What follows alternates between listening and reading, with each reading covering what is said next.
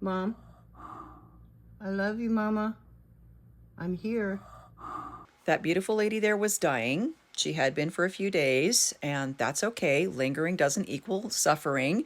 She looks very comfortable, and I always say death takes as long as it takes, and sometimes it takes a while. 3 days after that video was taken, she did in fact die.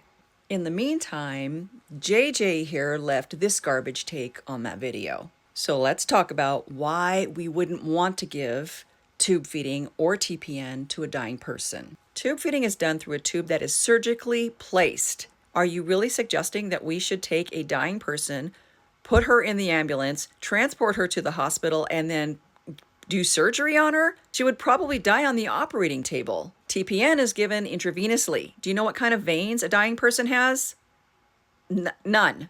When it comes to tube feeding or TPN or even just IV fluids, those things are going to be counterintuitive to the dying process. A dying body is shutting down. The organs are all failing, including the digestive system, which is made up of organs that are all failing. Circulation ain't working like it used to. If we dump tube feeds into a digestive system that is no longer working, if we inject TPN or IV fluids into veins that are no longer circulating, we are going to cause that person suffering through fluid overload.